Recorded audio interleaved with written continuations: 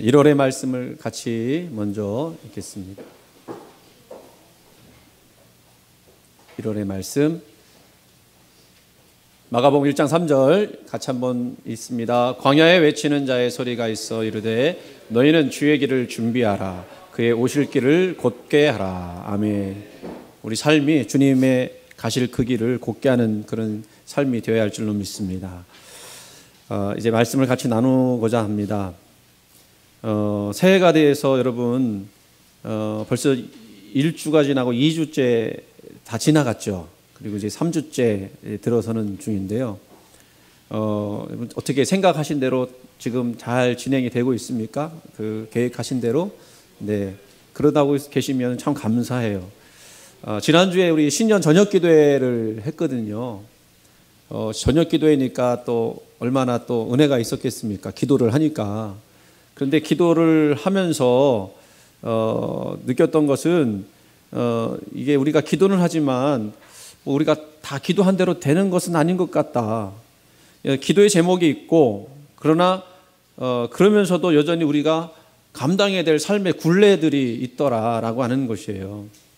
우리 그래서 1주 동안 참 여러 가지 일들이 있었어요. 우리 성도들 저한테 이제 기도 제목을 부탁하고 또 하는 것들, 어떤 분은 심각한 건 아니지만 가정의 경제적인 문제 때문에 기도해 드려야 되는 분도 계셨고 또 감기에 걸리신 분도 계셨고 요즘에 여러분 그 신종플루가 또 유행한다고 그래요. 옛날에 한번 난리가 났었잖아요. 그래서 독감인데 A형 독감 이렇게 얘기를 한대요. 근데 옛날에 그게 신종플루를 A형 독감이라고 한다고 그러더라고요. 그러니까 우리 어르신들은 항상 이게 그 손 닦고 이런 거 그런 것들 잘 해주셔야 될 것 같고 뭐 다른 분도 마찬가지입니다만은 뭐 감기 걸리신 분도 계셨고 또 원치 않게 또 병원에 이렇게 가셔야 되는 분도 계셨고 그 와중에 죽을 뻔했다가 살아난 분도 계셨고 아실 분은 아실 거예요, 그죠? 예. 이런 문제들을 우리가 놓고 생각하면서 왜 우리는 기도함에도 불구하고 이런 문제가 빨리 해결되지 않는가? 왜 이런 어려움이 생기는가? 질문을 던져보게 됩니다. 삶은 참 미스터리죠. 그죠? 어느 성도로부터 제가 직접 들은 얘기 아니고 한번 걸러서 이제 들은 질문이에요. 어떤 질문이냐면 저한테는 그렇게 물어보기는 어려운 모양이에요. 하나님이 우리를 사랑하신다고 하면서 왜 우리에게 고난을 주십니까? 이 어려움을 주십니까? 참 원론적으로는 대답할 수는 있겠지만 그러나 그분이 당하고 있는 삶의 모습 속에서 그 해답을 찾아내기는 참 쉽지 않은 힘든 질문입니다. 지난주에도요 뉴스에 나온 얘기죠. 김포의 한 일가족이 너무나 힘든 상황 견디지 못하고 세 사람이 그냥 생을 마감했다라고 하는 뉴스를 보았어요. 그 중에 어린아이도 있더라고요. 3달치 집세를 내지 못할 정도로 힘들고 어려웠다라는 얘기가 나오고 있습니다. 아마도 그들은 일을 하기에는 건강이 좋지 않았던 것 같고요. 그러다 보니까 이런 상황이 절망스러웠던 것 같습니다. 그래서 하지 말아야 할 결정을 한 것 같은데요. 이런 분들을 저도 보면서 왜 가난하고 힘든 사람은 점점 가난해지고 부자는 더욱더 부자가 되어서 떵떵거릴까? 참 오래된 질문이죠. 근데 그것이 단지 개인의 죄이거나 또는 능력 때문일까? 왜 세상은 가난한 사람들에게는 더 가혹하기만 하고 넉넉한 사람들은 그렇게 어려움 당하지 않고? 그래서 질문하는 거예요. 하나님이 살아계시다고 하면 이런 부분들을 정리해 주셔서 이런 불평등이 생기지 않았으면 좋겠다 하는 생각을 갖습니다. 지난 첫 주일을 맞이하면서 말씀을 전할 때 창세기 1장 1절 말씀을 가지고 하나님이 세상을 창조하셨고 그래서 우리 모두에게는 하나님이 부여해 주신 생명과 그리고 그에 걸맞는 의미가 있다라는 말씀을 드렸어요. 그리고 그렇기 때문에 우리가 살아가야 될 그 목적도 있고 거기서 힘도 얻는다라는 말씀도 나눴습니다. 이러한 말씀을 우리가 믿고 있고 그래서 그 말씀을 통해서 우리는 은혜를 받고 또 공급받아 살아가고 있습니다. 순간순간마다 나는 하나님의 뜻과 목적을 가지고 살아가는 사람이라는 마음이 그 생애 하루하루를 견디고 이기게 합니다. 여러분 그러시죠? 안 그러신가요? 너무 빨리 얘기해서 못 알아들으셨어요? 그런데 오늘날 많은 분들이 하나님을 믿지만 자신에게 고난이 다가오면 하나님 믿는 것과는 좀 별개로 쉽게 그것을 이해하지 못하고 더 나아가서는 아니 하나님이 정말 살아계신가 안 살아계신가 부정하고 싶은 마음이 들 때가 많이 있다는 거예요. 우리가 이 고난을 수용하기가 어려운 이유가 무엇일까요? 고난에는요 일정한 법칙이 없기 때문에 그래요. 가령 악한 사람이 고난을 당하고 의인은 고난을 면한다는 것이 일반적인 현상이라면 고난에 대해서 불만 가질 사람은 없을 거예요. 내가 고난당하면 내가 지은 죄가 있어서 그런가 보다, 내가 악한 행위가 있어서 이런 고난을 당하는가 보다 라고 생각하기 때문에 억울할 것도 없고 이해 못할 고난도 없을 것입니다. 사실 불교는 이런 식으로 이해하죠. 전생에 지은 죄가 많아서 그렇다고. 그러나 고난은 그런 식으로 오지 않습니다. 고난은 정직한 사람이나 악한 사람을 구별하지 않습니다. 그렇다고 모두에게 공평하게 고난이 찾아오는 것도 아니에요. 어떤 사람은 고난이 뭔지도 모르고 사는가 하면 어떤 사람에게는 고난이 반복해서 정말 힘들게 살아가는 분도 계세요. 또 고난을 통해서 더 성숙한 인격을 가질 수도 있지만 또 고난을 통해서 더 강팍한 마음도 생기더라는 것입니다. 이쯤 되면 우리로서는 이런 일들을 허락하시는 하나님 살아계신다고 하면 이런 불공평한 일들을 왜 우리에게 주시는가? 정말 하나님은 불공평하신 건가? 이처럼 고난을 논하는 것도 쉽지 않지만 무엇보다도 고난 앞에서는 많은 희생과 고통이 요구된다는 점에서 쉽게 이야기할 수 있는 주제는 아닌 것 같아요. 불교는 이런 문제를 고해라는 말로 이해를 합니다. 고해는 고통의 바다, 인생이 고통의 바다라는 뜻이죠. 이 고해라고 보는 견해는 삶의 밝은 면보다도 어두운 면에 집중하는 것 같지만 그래도 인간의 어려운 부분들을 서로 아픔을 모른 채 하지 않고 그것을 나눌 수 있도록 하기 때문에 그런 점에서 긍정적이기도 합니다. 어쨌든 불교 세계관은 이 인생의 고해이기 때문에 거기서 벗어나는 것이 구원이다라고 얘기를 해요. 고통 없는 거. 그래서 그들이 말하는 게 뭐죠? 해탈이라고 그러죠. 고통에서 벗어나는 거, 해탈. 그런데 반면에요, 성경은요, 뭐라고 가르치시냐면요, 항상 기뻐하래요. 항상 기뻐하라.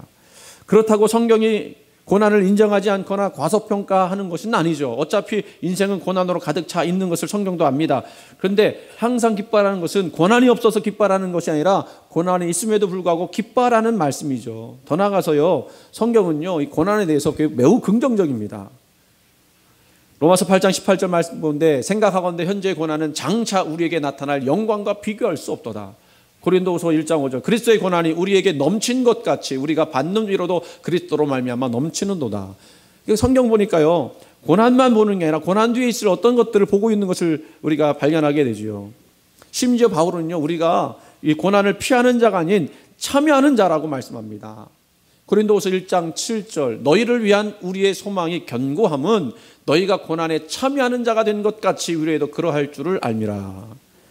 그러니까 이걸 고난을 피하려고 살아간 게 아니라요, 일부러는 아니겠죠. 그렇죠? 하지만 오는 고난에 대해서 자기가 이것을 참여한다. 믿음의 사람들은 그 고난에 참여하는 사람이다 라고 이야기하는 거예요.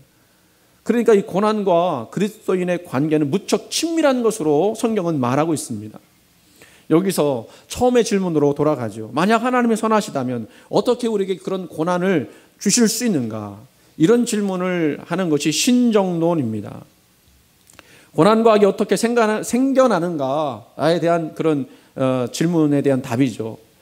이런 질문에 대해서 옛날 교부들, 그러니까 교부들이라고 하면요, 예수님의 제자들의 제자들을 이야기하는 거거든요. 그러니까 예수님 시대에서 멀지 않았던 교부들은 이렇게 얘기했습니다. 악은 존재하지 않는 것이고 선의 결핍이다. 악한 게 아니고 선이 모자라서 악이 생긴 거다라고 이해를 했어요.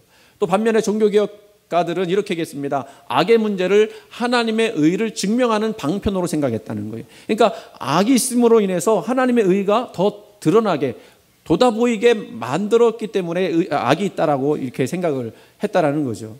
나름대로 설득력이 있습니다. 그러나 우리가 이런 말을 듣고 이해한다고 해서 나에게 오는 고난을 내가 쉽게 이해하는 것이냐? 그렇지 않죠. 고난을 당하는 사람에게는 여전히 이 고난이 미스터리예요. 그래서 우리가 생각하는 것은 그거죠. 고난을 허락하시는 하나님의 뜻은 무엇일까? 성경을 좀 더 살펴보니까 빌립보서 1장 29절 말씀에 이렇게 말씀합니다. 그리스도를 위하여 너희에게 은혜를 주신 것은 다만 그를 믿을 뿐 아니라 또한 그를 위하여 고난도 받게 하려 하심이라. 제가 종종 말씀드렸던 본문인데요. 제가 늘 잊지 않고 기억하려고 하는 말씀입니다. 하나님 우리에게 구원의 은혜를 주신 것은 뭡니까? 예수님 믿게 할 뿐만 아니라 그것으로 끝나면 좋은데 고난도 받게 하려고 은혜를 주셨대요. 그러니까 하나님이 우리를 구원하신 이유는 그 구원하심으로 인해서 우리에게 다가오는 고난도 이길 수 있도록 하시기 위해서 구원하셨다. 그렇게 이해할 수가 있는 거예요. 그러니까 예수를 믿는다고 하는 게 고난을 피해 다니는 인생이 아니라 오히려 고난을 맞서가면서 그 고난을 오히려 맞아들이게 하는, 고난과 친구 삼으라는 그런 이야기입니다. 그래서 오늘 본문에도 나왔지만 우리가 불시험 당하는 것을 이상한 일 당하는 것처럼 여기지 말라. 이게 성경의 입장이에요. 성경은 고난이 우리에게 다가오는 거 당연한 거다. 이제 여기서부터 우리가 이해하고 넘어가야 합니다. 사실 우리는 은혜만 받았으면 좋겠어요. 그렇죠, 여러분? 말씀의 은혜, 기도 응답의 은혜, 건강의 은혜, 형통의 은혜, 이런 은혜만 받았으면 좋겠습니다. 뭐 누구라고 안 그럴까요? 저라고 안 그렇겠습니까? 저도 여러분 은혜만 받았으면 좋겠어요.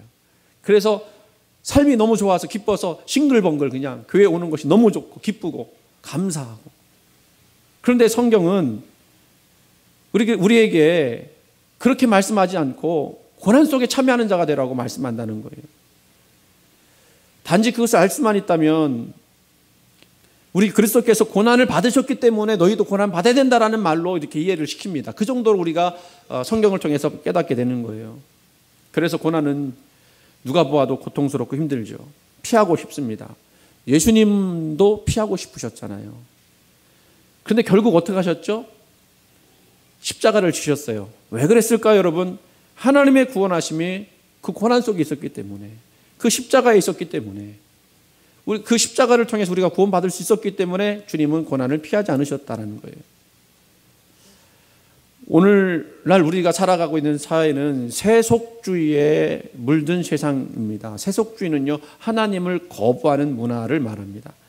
하나님이란 존재를 인정하지 않으니까 삶의 의미 또한 자신들이 만들어낸 것들이에요. 그러니까 자신들이 자기 삶의 의미를 이렇다라고 정의해버린 거죠. 그런데 그러다 보니까 쉽게 무너지죠. 왜냐하면 근거가 부족하니까. 그들을 붙들 수 있을 만한 진리가 아니니까. 그냥 느껴지는 감정, 느껴지는 생각들에 대해서 자기들의 인생의 의미를 정의하니까요.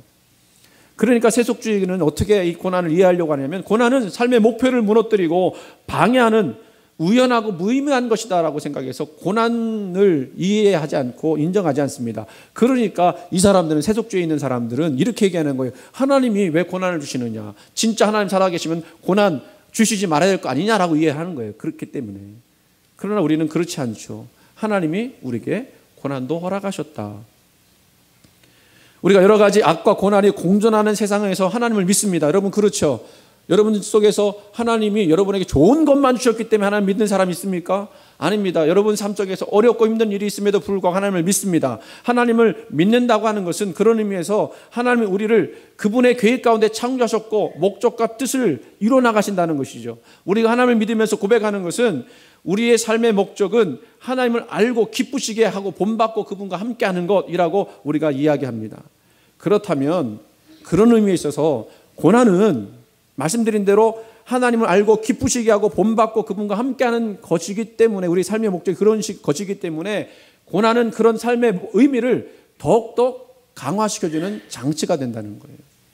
고난을 통해서 우리는 뭘 느끼죠? 왜 살아야 하는지, 무엇 때문에 이 고난을 견뎌야 하는지, 이런 질문들을 하면서 우리 삶의 의미, 하나님께서 주신 그 삶의 의미를 더욱더 강화시켜 나간다는 거예요.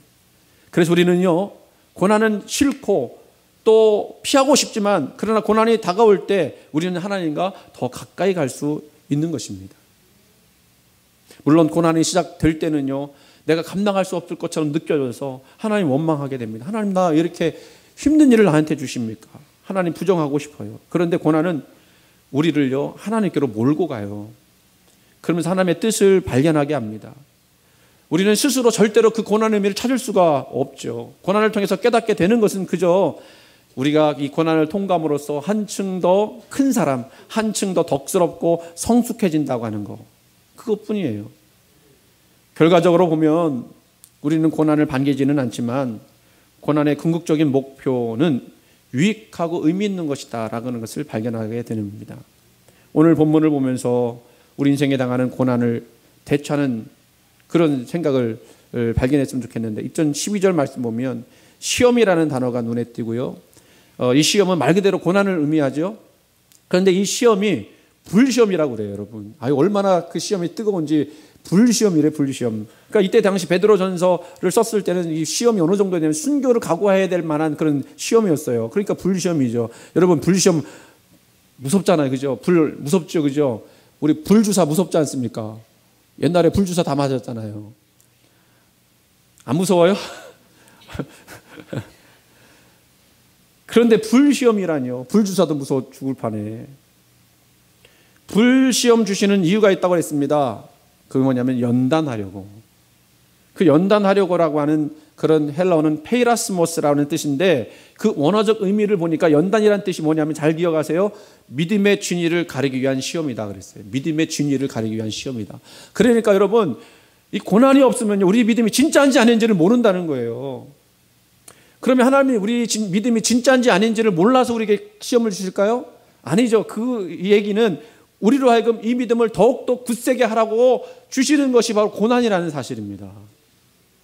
하나님은 고난을 통해서 우리를 망가뜨리게 하시는 것이 아니라 오히려 더 큰 믿음으로 나가서 더 큰 세상 가운데 나갈 수 있도록 그 믿음을 굳세게 하신다는 거예요. 그 믿음의 내용은 뭘까요, 여러분? 우리가 이 굳세게 가져야 될 그 믿음의 진리는 뭘까요? 하나님의 주권입니다. 하나님이 모든 것도 다 허락하셨다는 믿음이에요. 이 시험조차도 하나님의 주권 아래 있다는 것을 믿는 거죠. 그래서 시험의 목적은 단지 믿음의 사람을 고통스럽게 만드는 것이 아닌 오히려 더 나아가 하나님의 영광이 나타나셨을 때 우리로 하여금 즐거워하고 기뻐하게 하려 하십니다. 왜요? 진짜로 믿음 가진 사람 고난 온다 할지라도 그 고난을 믿음으로 감당하다가 결국 고난 뒤에 있을 영광을 보면서 즐거워하고 기뻐하게 된다는 거예요. 아까도 말씀 나눴지만 고난만 보는 게 아닙니다. 믿음의 사람은요, 고난 뒤에 있을 영광을 바라보고, 고난 뒤에 있을 칭찬을 바라보고, 고난 뒤에 있을 복을 바라보는 거예요. 그게 믿음의 사람이에요. 왜? 고난도 하나님 주셨기 때문에 하나님이 그것조차도 선하게 이루실 것이라는 믿음을 갖기 때문에 그렇습니다. 믿으십니까, 여러분? 욥의 시험을 한번 생각해 봤으면 좋겠어요. 환난당한 자 중에 욥과 같이 큰 환난당한 자가 누구이겠습니까? 하루아침에 그 많은 재산을 다 잃어버렸습니다. 기둥 같은 자녀들이 한시에 다 몰살당했습니다. 불명예스럽죠. 거기다가 남은 번 하나도 피부병, 아주 악성 피부병에 몸서리 쳐질 정도로 고통을 당하고 있습니다. 그 모습을 본 아내는요, 그와 함께 고난을 같이 하는 것이 아니라 그 모습을 보고 욕을 하고 떠납니다. 차라리 하나님 욕하고 죽으라고. 이 욥, 환난의 화신, 그런 고통을 당하고 있어요. 그러면 여러분, 욥은요 자신에게 일어난 이 환난을 다 이해했을까요? 처음에는 주신 것도 여호와시오, 가져가신 것도 여호와시니 오직 하나님만 영광 받으시기를 원합니다. 그랬는데 친구들이 와서 네가 네 죄 때문이다, 네가 잘못해서 그렇다, 뭐 이런 얘기만 하니까 막 견디기 어려워해요. 그리고 자기도 물어보는 거예요. 왜 나한테 이런 고난을 주십니까? 그런데 아무리 하나님께 물어봐도 대답이 없으세요. 침묵하세요. 그리고 친구들이 아무리 무엇 때문에 이렇게 고난당하는 얘기를 해줘도 자기는 그걸 받아들일 수가 없어요. 왜? 그렇지 않으니까. 논쟁을 거듭하는 이유가 바로 그겁니다. 친구들은 너 죄 때문에 그렇다, 나는 아니다, 이유가 없다, 모른다, 계속 이유가 하는 거예요. 그래서 욥기에서 보여주는 것이 무엇일까요? 쉽게 말씀드리면 환난과 고난을 인간이 쉽게 이해하기에는 어렵다라는 거예요. 왜 그런지를 쉽게 설명할 수는 없다라는 겁니다. 그런데 욥기의 마지막 부분에 가서 이 욥의 이야기를 통해서 알 수 있는 것이 있었습니다. 욥은 이 환난을 통해서 이 세상에서는 절대로 파악할 수 없는 또 다른 영적 세계로 통하게 되었다는 것을 깨닫게 됐어요. 그 세계가 무엇입니까? 바로 하나님이 통치하시는 세계였어요. 물론 그전에도 그것을 알았습니다. 그런데 환난을 당하고 보니까 이 하나님께서 이 세상을 통치하시고 심지어는 고난까지도 주실 수 있는 분이라고 하는 것을 깨달으면서 이제는 머리로 알고 있었던 것이 아니라 생각으로만 인정했었던 게 아니라 그 환난을 통과함으로 말미암아 삶 전역에서 자기 인생 전체에서 또 그의 영으로 그것을 정말로 간절하게 깨닫게 되었던 것이죠. 그래서 욥이 고백하는 거 뭐죠? 내가 죽게 대하여 귀로 듣기만 하였사오나 이제는 눈으로 주를 배웁나이다. 진짜로 하나님을 봐서 그런 게 아니고요. 자기가 이 환난을 통과하면서 그 속에서 하나님을 만나게 되니까 이게 눈으로 본 것과 똑같이 된 거예요. 여러분, 여기서 필요한 신앙이 있습니다. 무엇이냐면 좀 어렵게 느껴질 수 있지만 종말론적인 신앙이에요. 하나님이 결국에는 종말론적으로는 믿음의 사람들에게 그 행한 대로 상 주신다는 믿음이죠. 그게 종말론적인 신앙이거든요. 우리가 이 땅에서 그리스도인으로 고난도 감수하고 살 수 있는 이유가 무엇입니까? 그 고난을 통한 연단이 있기 때문이며 결국에는 믿음으로 승리한 사람들에게는 영광을 부어주어 영적 즐거움에 참여하게 하실 거라는 것을 믿는 거예요. 그게 종말론적인 신앙이에요. 그래서 우리가 이 삶의 현실 속에서 이 고난을 이겨내는 거예요.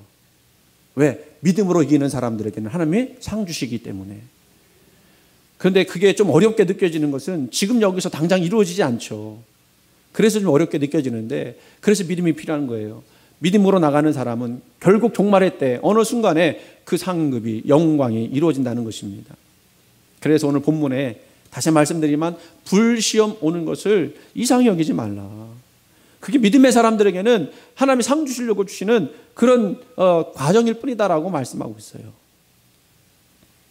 유석경 전도사님이라는 분이 계신데, 이분이 쓴 당신은 하나님을 오해하고 있습니다 라는 책에 보면 이런 이야기가 나와요. 이분이 전도사가 되기 전에 사법고시를 신림동에서 준비했던 그때의 이야기입니다. 가정 형편도 어렵고 경제적으로 어려웠는데 큰 결심을 하고 키우던 강아지를 병원에 데려가서 수술을 시킨 적이 있답니다. 강아지 좋아하시는 분들은 그 강아지 아프면 병원에 데려가 수술시키잖아요. 오랫동안 같이 있었던 강아지인가 봐요. 병원비도 부담스럽고 시간도 부담스러웠지만 강아지가 수술을 하면 살 수 있다고 하는 것 때문에 수술을 시켰고, 수술이 잘 되었는가 보기 위해서 먼 길을 이제 그 수술하는 병원까지 달려왔는데 강아지가 자기를 반기기보다는요 고개를 획 돌리고 말더라는 거예요. 강아지가 왜 그랬을까요, 여러분? 강아지도 이 느낌 있고 감정이 있는가 봐요. 강아지가 수술을 하면서 이 주인이 나를 버렸구나 라는 생각을 하더라는 거예요. 이 주인은 10분을 그 강아지 보려고 10분을 위해서 2시간을 달려왔는데 그 강아지는 자기를 냉대하더라는 것입니다. 그러니까 그 강아지를 보면서 눈물이 핑 돌더래요. 눈물이 필동 들어요. 근데요, 여기서 끝이지 않고 그제야 하나님의 마음이 생각나서 밤새도록 펑펑 울었대요. 자기도 암으로 투병하고 있었는데 암이 투명하니까 하나님이 나한테, 이렇게 신실한 나한테 이런 병을 줬는가 생각을 하고 있었는데 그 강아지를 보면서 느낀 게 내 인생의 어떤 시점에서 하나님도 날 수술하고 있었구나. 그런데 내 입장에서 그거를 몰랐구나. 강아지는 자기를 살리려고 수술을 해주는데도 불구하고 그 수술을 자기를 버렸다고 생각하고 획 돌려버렸다는 거 아니에요. 근데 우리도 똑같은 거예요. 우리가 고난당하고 힘든 일 당하면 하나님 우리를 더 새롭게 하려고 수술해 주시려고 그렇게 했었는데 우리는 그 순간 하나님 나를 버렸구나 생각하고 오해하고 하나님께 고개를 획 돌리고 어떤 때는 교회 나오고 싶지도 않고 기도하고 싶지도 않고 그런 마음이 들더라는 것이죠. 그러나 여러분, 우리가 그 하나님 오해하지 않기를 바라면서 이 고난에 참여함으로 기뻐할 수 있는 이유가 뭔가? 고난은 악이 아니라 선을 이루는 통로, 우리를 더 새롭게 하시기 위한, 환골탈퇴하게 하시기 위한 하나님의 손길, 오히려 더 큰 복으로 나가는 통로. 욥의 경우는 그랬잖아요. 인내했더니 하나님이 2배로 갚아주신 거. 하나님께서는 오늘도 우리에게 고난을 허락하실 겁니다. 그리고 그 고난을 통해서 우리를 사랑하고 있음을 확증시키시며 욥이 깨달았던 것처럼 이 세계 속에서는 볼 수 없던 그 또 다른 세계, 영적 세계를 고난을 통해서 보게 하실 것입니다. 우리 중에 누가 고난이 오면 좋다고 말할 수 있습니까? 그런데 알고 보니 그 고난이 감사해야 될 이유이기에 고난에 참여함으로 기뻐하는 사람으로 변화할 수 있는 것입니다. 하나님의 사람이란 어떤 사람일까요? 잠언 24장 16절 말씀 같이 한번 읽어보겠습니다. 시작. 대저 의인은 7번 넘어질지라도 다시 일어나려니와 악인은 그 재앙으로 말미암아 엎드러지느니라. 아멘. 악인 뒤는 안 읽어도 될 것 같아요. 다 우리는 의인이니까. 의인은 어떤 사람이라고요? 7번 넘어질지라도 다시 일어나는 사람입니다. 새해를 시작해서 여러분 결심하고 결단하고 했는데 내 뜻대로 내 마음대로 안 돼갖고 마음 상해서 넘어진 것 있으십니까? 의인도 넘어지고 의인도 시험에 듭니다. 안 드는 게 아니라는 거예요. 그런데 진정한 의인은, 하나님을 진정 믿고 있는 사람은 그 넘어짐 속에서도 하나님 발견하고 그 넘어짐을 통해서 다시 일어설 힘을 하나님께로부터 얻는 사람이다. 더 놀라운 것은 뭔지 아십니까? 우리가 보통, 저도 그런 생각이 들어요. 우리 성도 중에 어떤 힘든 일이 있고 어려운 일이 생기면, 저분이 혹시 저 어려움 생겨서 교회 안 나오면 어떡하지? 우리 직분자들, 큰 장로님이나 권사님들 같은 경우는 그런 일이 없지만 아직 믿음 약한 분들은 그런 경우가 있어요. 그런 생각을 하는데, 정말로 그 고난을 진실되게 통과한 사람들은요, 오히려 그 고난 때문에 하나님을 더 신뢰하게 되더라는 거예요. 성경의 믿음의 사람들이 고난당했다 하나님 버리고 나간 사람들 별로 없습니다. 오히려 고난을 통해서 삶의 의미를 더욱더 확실하게 가졌고 끝까지 하나님을 믿으면서 순교의 자리까지 갔던 사람들도 많이 있어요. 오늘 우리에게 혹시 고난이 온다면 왜 하필이면 나에게? 라는 질문을 던지게 또 될 것입니다. 아직도 많은 경험을 하였지만 아직도 나는 그 고난의 뜻을 알지 못하죠. 알지 못하니 불안합니다. 그래서 피하고 싶습니다. 그러나 오늘 말씀하신 것처럼 주님께서 그 영광 나타내실 때에 우리로 하여금 즐거워하고 기뻐하게 하실 것입니다. 우리가 이것을 믿어야 합니다. 이 고난이 단지 고난으로 끝나는 것이 아니라 하나님 영광으로, 우리에게 은혜로, 그리고 즐거워하고 기뻐하게 하시는 것으로 올 줄을 여러분 믿으시기 바랍니다. 인생이라는 게 별거 아니죠. 정도의 차이는 있지만 누구나 고통 참고 견디며 삽니다.